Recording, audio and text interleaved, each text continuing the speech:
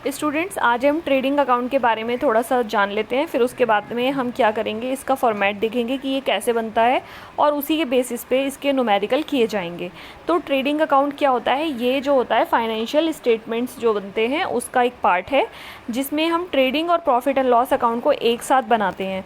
तो ऊपर वाला पार्ट तो होता है ट्रेडिंग अकाउंट का और नीचे वाला part profit and loss account का होता है। ठीक है, ट्रेडिंग अकाउंट और प्रॉफिट एंड लॉस ये हम इसलिए बनाते हैं, ट्रेडिंग अकाउंट से हमें ग्रॉस प्रॉफिट और ग्रॉस लॉस का पता चलता है।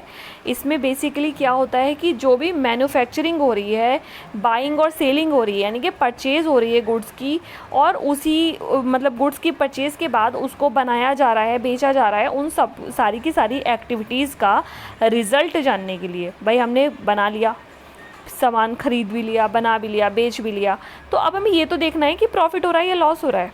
तो ये क्या है, ये हमारा जो है ग्रॉस लॉस या ग्रॉस प्रॉफिट जानने के लिए बनाया जाता है। अगर हमारी सेल ज़्यादा है हमारे एक्सपेंसेस से, हमारी परचेज से, तो क्या होगा, प्रॉफिट होगा।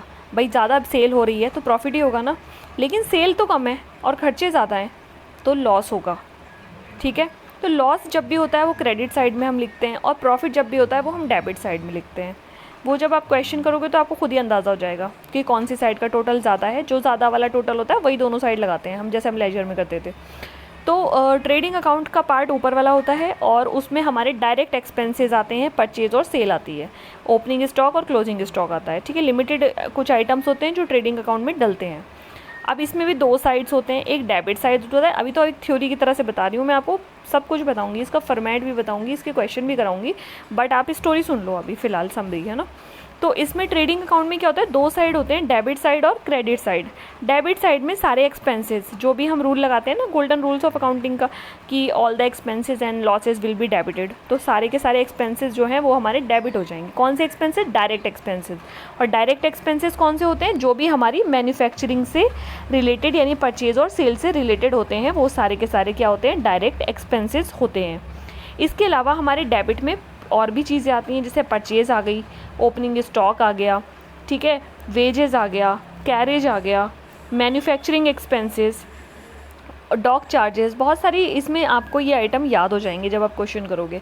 तो ये सारे खर्चे आपके डेबिट हो जाएंगे। और क्रेडिट में आप क्या लिखते हो, क्लोजिंग स्टॉक और सेल्स। आप क्वेश्चन में सेल्स रिटर्न भी दिया हुआ है तो सेल में से सेल्स रिटर्न माइनस करके लिखते हैं, तो वो क्वेश्चन करेंगे तब देख लेना आप।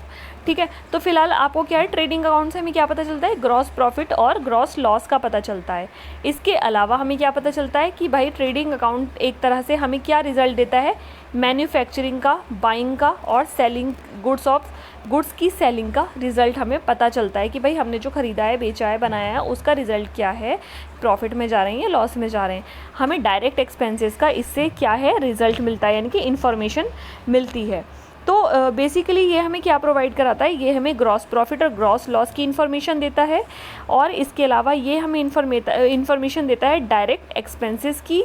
और इसके अलावा हम क्या कर सकते हैं, अगर हमारे लॉसेस हो रहे हैं तो हम सेफ्टी ले सकते हैं अगेंस्ट लॉसेस। अगर कोई लॉस हो रहा है तो फ्यूचर में हमें पता है कि अब हमें क्या डिसीजन लेना है। और अगर हमें रिज़ल्ट ही नहीं पता, मतलब हम कंपेयर कर सकते हैं ना, अगर हमारे पास फाइनेंशियल स्टेटमेंट्स हैं, हमारे पास ट्रेडिंग अकाउंट बना हुआ है, तो हम क्या कर सकते हैं, पिछले सालों के जो भी हमारे स्टेटमेंट्स हैं उनसे हम कंपेयर कर सकते हैं रिज़ल्ट्स को, और उसके बेसिस पे हम नेक्स्ट डिसीजन लेके अपने लॉसेस से बच सकते हैं। ठीक है।